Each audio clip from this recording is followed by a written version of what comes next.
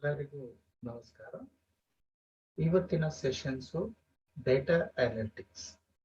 Data analytics ಅಂದ್ರೆ ಏನು, so ಇದನ್ನ ಹೇಗೆ ಅನಲೈಸ್ ಮಾಡ್ತಾರೆ, ಆ ವಿಷಯಗಳ ಬಗ್ಗೆ ಇವತ್ತಿನ ಸೆಷನ್ಸ್ ನಲ್ಲಿ ನಾವು ಡಿಸ್ಕಸ್ ಮಾಡ್ತಾ ಇದ್ದೀವಿ. ಸೊ ಮೊಟ್ಟ ಮೊದಲನೇದಾಗಿ ನಮ್ಗೆಲ್ಲ ಗೊತ್ತಿರುವಂತೆ ಬಿಸ್ನೆಸ್ ನಲ್ಲಿ ಹೋಲ್ಸೇಲ್ ಮತ್ತು ರಿಟೇಲ್ ಬಿಸ್ನೆಸಸ್ ಗಳು ಇರ್ತವೆ. ಬಟ್ ಹೆಚ್ಚಿನ ಮಾಹಿತಿ ಕಲೆಕ್ಟ್ ಆಗೋದು ರಿಟೇಲ್ ಬಿಸ್ನೆಸಸ್ ನಲ್ಲಿ.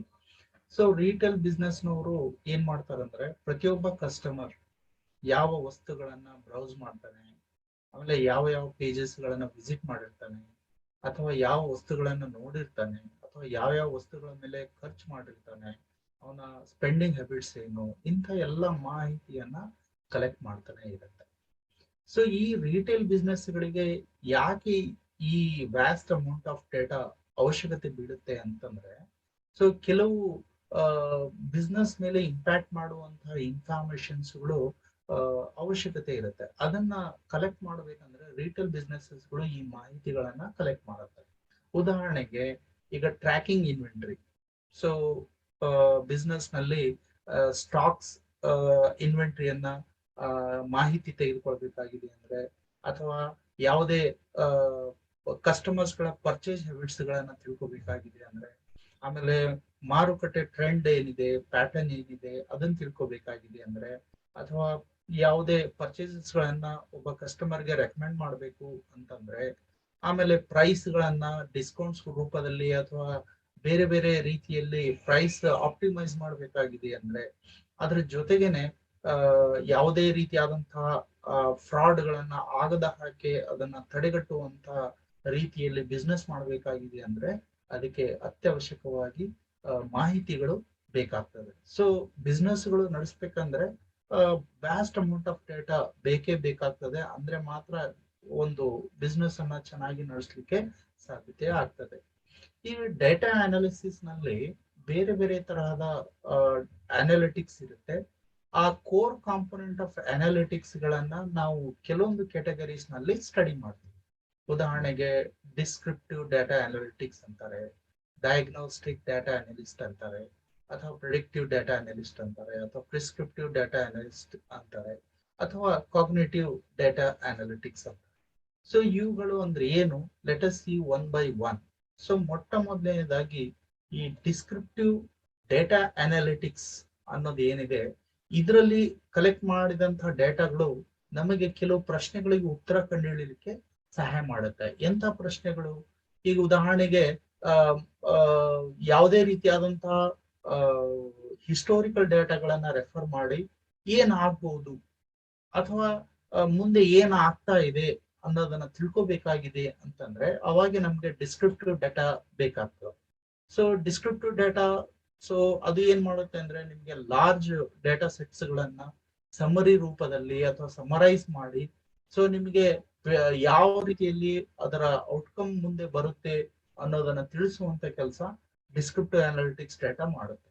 ಈಗ ಉದಾಹರಣೆಗೆ, ಈಗ ನಾವು ಯಾವುದೇ ವರ್ಷದ ಸೇಲ್ಸ್ ಗಳನ್ನ ಅಥವಾ ಫೈನಾನ್ಷಿಯಲ್ ಡೇಟಾಸ್ ಗಳನ್ನ ಬಜೆಟ್ ರೂಪದಲ್ಲಿ ತಯಾರು ಮಾಡ್ಬೇಕಂದ್ರೆ ನಾವು ಏನ್ ಮಾಡ್ತೀವಿ, ಫಸ್ಟ್ ಅದನ್ನೆಲ್ಲ ಇನ್ಫಾರ್ಮೇಶನ್ಸ್ ಗಳನ್ನ ರಿಪೋರ್ಟ್ಸ್ ರೂಪದಲ್ಲಿ ಫಸ್ಟ್ ಬಜೆಟ್ಸ್ ಗಳನ್ನ ಪ್ರಿಪೇರ್ ಮಾಡ್ತೀವಿ. ಆ ಬಜೆಟ್ಸ್ ಗಳಿಂದಾಗಿ ನಾವು ಮುಂದೆ ಫ್ಯೂಚರ್ ಎಷ್ಟು ಪ್ರಾಫಿಟ್ ಆಗ್ಬೋದು ಅಥವಾ ಏನು ಸೇಲ್ಸ್ ಆಗುತ್ತೆ, ಫೈನಾನ್ಷಿಯಲ್ ಸ್ಟೇಟಸ್ ಏನಾಗ್ತದೆ ಅನ್ನೋದನ್ನ ತಿಳ್ಕೊಳ್ಳಿಕ್ಕೆ ಸಾಧ್ಯತೆ ಆಗ್ತದೆ. ಸೊ ಇದಕ್ಕೆ ಡಿಸ್ಕ್ರಿಪ್ಟಿವ್ ಅನಾಲಿಟಿಕ್ಸ್ ಅಂತ ಹೇಳ್ತಾರೆ. ಆಮೇಲೆ ಎರಡನೇದು ಡಯಾಗ್ನೋಸ್ಟಿಕ್ ಅನಾಲಿಟಿಕ್ಸ್ ಅಂತಾರೆ. ಸೊ ಈ ಡಯಾಗ್ನೋಸ್ಟಿಕ್ ಅನಾಲಿಸ್ಟಿಕ್ ಏನ್ ಮಾಡುತ್ತೆ ಅಂದ್ರೆ, ಕೆಲವು ಸಂದರ್ಭಗಳಲ್ಲಿ ಬರುವಂತ ಸಮಸ್ಯೆಗಳನ್ನ ಹೇಗೆ ಕಂಟ್ರೋಲ್ ಮಾಡ್ಬೇಕು, ಅಥವಾ ಆ ಸಮಸ್ಯೆಗಳು ಯಾಕೆ ಬರುತ್ತೆ ಮತ್ತು ಅದನ್ನ ಹೇಗೆ ಕಂಟ್ರೋಲ್ ಮಾಡ್ಬೇಕು ಅನ್ನೋದ್ರ ಬಗ್ಗೆ ಈ ಮಾಹಿತಿ ಕೊಡುತ್ತೆ. ಉದಾಹರಣೆಗೆ ಯಾವುದೇ ಒಂದು ಸಿಚುವೇಶನ್ಸ್ ಗಳಲ್ಲಿ ಅನಾಮಲೀಸ್ ಗಳು ಇರ್ತವೆ, ಅಂದ್ರೆ ಅನ್ಎಕ್ಸ್ಪೆಕ್ಟೆಡ್ ಎರರ್ಸ್ ಅಥವಾ ಅನ್ಎಕ್ಸ್ಪೆಕ್ಟೆಡ್ ಪ್ರಾಬ್ಲಮ್ಸ್ ಗಳು ಏನ್ ಅರೈಸ್ ಆಗುತ್ತೆ ಬಿಸ್ನೆಸ್ ನಲ್ಲಿ, ಅದಕ್ಕೆ ಅನಾಮಲೀಸ್ ಅಂತ ಕರೀತಾರೆ. ಸೊ ಡೇಟಾಸ್ ಗಳಲ್ಲಿ ಏನಾದ್ರು ಅನಾಮಲೀಸ್ ಗಳು ಇದ್ರೆ, ಸೊ ಫಸ್ಟ್ ಎಲ್ಲಾ ಡೇಟಾಸ್ ಗಳ ಅನಾಮಲೀಸ್ ಗಳನ್ನ ಐಡೆಂಟಿಫೈ ಮಾಡೋದು ಮತ್ತು ಅದಕ್ಕೆ ಸಂಬಂಧಪಟ್ಟಂತಹ ಡೇಟಾಸ್ ಗಳನ್ನ ಕಲೆಕ್ಟ್ ಮಾಡೋದು. ಸೊ ಕೊನೆಯಲ್ಲಿ ಆ ಡೇಟಾಸ್ ಗಳು ಮತ್ತು ಅನಾಮಲೀಸ್ ನಡುವೆ ಇರುವಂತಹ ಒಂದು ರಿಲೇಶನ್ಶಿಪ್ಸ್ ಗಳನ್ನ ಐಡೆಂಟಿಫೈ ಮಾಡಿ, ಸೊ ಅದನ್ನ ಆ ಅನಾಮಲೀಸ್ ಗಳನ್ನ ರಿಮೂವ್ ಮಾಡುವಂತ ಕೆಲಸ ಮಾಡ್ಲಿಕ್ಕೆ ಈ ಡಯಾಗ್ನೋಸ್ಟಿಕ್ ಅನಾಲಿಟಿಕ್ಸ್ ಡಾಟಾ ನಮ್ಗೆ ಹೆಲ್ಪ್ ಮಾಡುತ್ತೆ. ಅಂಡ್ ಮೂರನೇದಾಗಿ ಪ್ರಿಡಿಕ್ಟಿವ್ ಅನಾಲಿಟಿಕ್ಸ್ ಅಂತಾರೆ. ಸೊ ಪ್ರಿಡಿಕ್ಟಿವ್ ಅನಾಲಿಟಿಕ್ಸ್ ನಿಮ್ಗೆ ಆ ಶಬ್ದನೇ ಹೇಳುವಂತೆ, so what will happen in future, ಮುಂದಿನ ದಿನಗಳಲ್ಲಿ ಏನಾಗ್ತದೆ, ಕೆಲವು ಹಿಸ್ಟೋರಿಕಲ್ ಡೇಟಾಸ್ ಗಳನ್ನ ನಾವು ತೆಗೆದುಕೊಂಡು ಟ್ರೆಂಡ್ಸ್ ಗಳನ್ನ ಸ್ಟಡಿ ಮಾಡಿ, ಸೊ ಮುಂದೆ ಈ ರೀತಿ ಇಷ್ಟು ಪ್ರಾಫಿಟ್ ಆಗುತ್ತೆ, ಇಷ್ಟು ಲಾಸ್ ಆಗುತ್ತೆ, ಅಥವಾ ಇಷ್ಟು ಸೇಲ್ ಆಗುತ್ತೆ, ಇಷ್ಟು ಫೈನಾನ್ಷಿಯಲ್ ಲಾಸ್ ಆಗುತ್ತೆ, ಇವೆಲ್ಲದನ್ನ ನಾವು ಮುಂಚಿತವಾಗಿ ಪ್ರಿಡಿಕ್ಟ್ ಮಾಡಬಹುದು. ಅಂದ್ರೆ ಫ್ಯೂಚರ್ ನಲ್ಲಿ ಆಗುವಂತಹ ಹ್ಯಾಪನಿಂಗ್ಸ್ ಗಳನ್ನ ಈಗಲೇ ಡಿಸೈಡ್ ಮಾಡಬೇಕಾಗಿದೆ. ಅಂದ್ರೆ ಅದಕ್ಕೆ ಸಪೋರ್ಟಿವ್ ಆಗಿ ಕೊಡುವಂತಹ ಡೇಟಾಸ್ ಗಳಿಗೆ ಪ್ರೊಡಕ್ಟಿವ್ ಅನಾಲಿಟಿಕ್ಸ್ ಅಂತ ಹೇಳ್ತಾರೆ. ಸೊ ಈ ಪ್ರೊಡಕ್ಟಿವ್ ಅನಾಲಿಟಿಕ್ಸ್ ತುಂಬಾ ವ್ಯಾಲ್ಯೂಬಲ್, ಯಾಕಂತಂದ್ರೆ ಫ್ಯೂಚರ್ ನಲ್ಲಿ ಏನಾಗುತ್ತೆ ಅನ್ನೋದ್ರ ಬಗ್ಗೆ ನಾವು ತಿಳ್ಕೊಳ್ಳಿಕ್ಕೆ ಸಾಧ್ಯತೆ ಆಗ್ತದೆ. ಆಮೇಲೆ ನೆಕ್ಸ್ಟ್ ಒಂದು ಪ್ರಿಸ್ಕ್ರಿಪ್ಟಿವ್ ಅನಾಲಿಟಿಕ್ಸ್ ಅಂತ ಹೇಳಿ.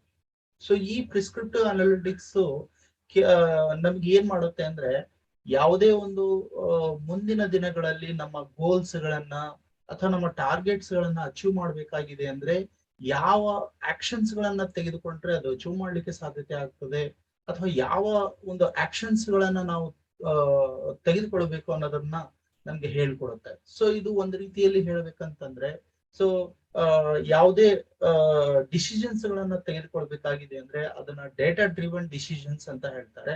ಸೊ ಡೇಟಾವಾಗಿ ಆಧಾರವಾಗಿಟ್ಕೊಂಡು ನಾವು ಪ್ರಿಸ್ಕ್ರಿಪ್ಟಿವ್ ಆಕ್ಷನ್ಸ್ ಗಳನ್ನ ತೆಗೆದುಕೊಳ್ಳುವಂತಹ ಒಂದು ಪ್ರಿಸ್ಕ್ರಿಪ್ಟಿವ್ ಅನಾಲಿಟಿಕ್ಸ್ ಅಂತ ಕರೀತಾರೆ. ಅಂಡ್ ಕೊನೆಯದಲ್ಲಿ ಕಾಗ್ನಿಟಿವ್ ಅನಾಲಿಟಿಕ್ಸ್ ಅಂತಾರೆ. ಈ ಕಾಗ್ನಿಟಿವ್ ಅನಾಲಿಟಿಕ್ಸ್ ನಲ್ಲಿ ನಾವು ಕೆಲವು ಇನ್ಫರೆನ್ಸಸ್ ಗಳನ್ನ ಡ್ರಾ ಮಾಡಬಹುದು. ಸೊ ಎಕ್ಸಿಸ್ಟಿಂಗ್ ಡೇಟಾ ಮತ್ತು ಪ್ಯಾಟರ್ನ್ಸ್ ಮತ್ತು ಒಂದು ಕನ್ಕ್ಲೂಷನ್ ಬರಬೇಕಾಗಿದೆ ಅಂತಂದ್ರೆ ಇರುವಂತಹ ನಾಲೆಜ್ ಬೇಸ್ಡ್ ಡೇಟಾ ಏನಿದೆ ಅದನ್ನ ರೆಫರ್ ಮಾಡಿ ಕನ್ಕ್ಲೂಷನ್ಸ್ ಗಳನ್ನ ಡಿರೈವ್ ಮಾಡಬಹುದು. ಅಥವಾ ಏನಾದ್ರೂ ನಮ್ಮ ಎಕ್ಸಿಸ್ಟಿಂಗ್ ಡೇಟಾನಲ್ಲಿ ಏನೇನ್ ಫೈಂಡಿಂಗ್ಸ್ ಗಳು ಬರ್ತವೆ ಅವುಗಳನ್ನ ನಾಲೆಜ್ ರೂಪದಲ್ಲಿ ಬಳಕೆ ಮಾಡಿಕೊಂಡು ಫ್ಯೂಚರ್ ನಲ್ಲಿ ಏನ್ ಕ್ರಮ ತೆಗೆದುಕೊಳ್ಬೇಕು, ಇಂತಹ ಪ್ರಾಬ್ಲಮ್ಸ್ ಗಳು ಬಂದ್ರೆ ಪ್ರಾಬ್ಲಮ್ಸ್ ಗಳನ್ನ ಸಾಲ್ವ್ ಮಾಡ್ಬೇಕಂದ್ರೆ, ಅಥವಾ ಕೆಲವು ಫೀಡ್ಬ್ಯಾಕ್ಸ್ ಗಳನ್ನ ನಾವು ರೆಫರ್ ಮಾಡಿಕೊಂಡು ಅದನ್ನ ಕರೆಕ್ಷನ್ ಮಾಡುವಂತಹ ಒಂದು ಸಾಧ್ಯತೆಗಳು ಕಾಗ್ನಿಟಿವ್ ಅನಾಲಿಟಿಕ್ಸ್ ನಲ್ಲಿ ಬರುತ್ತೆ. ಸೊ ಇವೆಲ್ಲವೂ different categories of data analytics components ಅಂತ ಹೇಳ್ಬೋದು. And next is roles in data. So ಡೇಟಾಗಳನ್ನ ಮ್ಯಾನೇಜ್ ಮಾಡ್ಬೇಕಂದ್ರೆ different kinds of people plays their important role and they are specific, they are having specific responsibility. So ಅದನ್ನ ಅರ್ಥ ಮಾಡ್ಕೋಬೇಕಾಗಿದೆ ಅಂದ್ರೆ ಯಾವ roles ಗಳು ಬರ್ತಾವ ಅಂದ್ರೆ business analyst, data analyst, data engineer, data scientist ಮತ್ತು ಡೇಟಾ ಬೇಸ್ ಅಡ್ಮಿನಿಸ್ಟ್ರೇಟರ್ ಅಂತ ಹೇಳ್ತಾರೆ. ಸೊ ಬಿಸ್ನೆಸ್ ಅನಾಲಿಸ್ಟು ಬಿಸ್ನೆಸ್ಗೆ ಸಂಬಂಧಪಟ್ಟಂತ ಡೇಟಾಸ್ ಗಳನ್ನ ಅನಲೈಸ್ ಮಾಡ್ತಾನೆ. ಡೇಟಾ ಅನಾಲಿಸ್ಟು ಸೊ ಇದ್ದಂತಹ ಬಿಸ್ನೆಸ್ ನಲ್ಲಿ ಏನ್ ಡೇಟಾ ಕಲೆಕ್ಟ್ ಆಗುತ್ತೆ ಆ ಎಲ್ಲಾ ಡೇಟಾಗಳನ್ನ ಅನಲೈಸ್ ಮಾಡಿ ಸೊ ಪ್ರಿಡಿಕ್ಟ್ ಮಾಡುವಂತ ಕೆಲಸ ಮಾಡ್ತಾನೆ. ಸೊ ಡೇಟಾ ಇಂಜಿನಿಯರ್ ಏನ್ ಮಾಡ್ತಾನಂದ್ರೆ, ಸೊ ಡೇಟಾಗಳನ್ನ ಸಿಸ್ಟಮೆಟಿಕ್ ಆಗಿ ರೆಕಾರ್ಡ್ ಮಾಡ್ಬೇಕಂದ್ರೆ ಅಥವಾ ಅದನ್ನ ಸ್ಟೋರ್ ಮಾಡಿ ಇಡಬೇಕು ಅಂತಂದ್ರೆ ಡೇಟಾ ಇಂಜಿನಿಯರ್ ಡಿಫ್ರೆಂಟ್ ಟೆಕ್ನಿಕ್ಸ್ ಗಳನ್ನ ನಮ್ಗೆ ಟೆಕ್ನಾಲಜಿನ ಹೇಳ್ಕೊಡ್ತಾನೆ. ಅಂಡ್ ಡೇಟಾ ಸೈಂಟಿಸ್ಟ್ ಏನ್ ಮಾಡ್ತಾನೆ ಅಂದ್ರೆ ಡೇಟಾಸ್ ಗಳನ್ನ ಪ್ಯೂರಿಫೈ ಮತ್ತು ಕ್ವಾಲಿಟಿ ರೂಪದಲ್ಲಿ ಸ್ಟೋರ್ ಮಾಡೋದು ಹೇಗೆ ಅಂತ ಹೇಳ್ಕೊಡ್ತಾನೆ. ಆಮೇಲೆ ಡೇಟಾ ಬೇಸ್ ಅಡ್ಮಿನಿಸ್ಟ್ರೇಟರು ಸೊ ಇನ್ಫಾರ್ಮೇಶನ್ಸ್ ಗಳನ್ನ ಸಿಸ್ಟಮೆಟಿಕ್ ಆಗಿ ಡೇಟಾ ಬೇಸ್ ನಲ್ಲಿ ಸ್ಟೋರ್ ಮಾಡೋದು ಹೇಗೆ ಮತ್ತು ಆ ಡೇಟಾಗಳ ಅವಶ್ಯಕತೆ ಬಿದ್ದಾಗ ಅದನ್ನ ಆಕ್ಸೆಸ್ ಮಾಡೋದು ಹೇಗೆ ಅನ್ನೋದ್ರ ಬಗ್ಗೆ ಹೇಳ್ಕೊಡ್ತಾನೆ. ಸೊ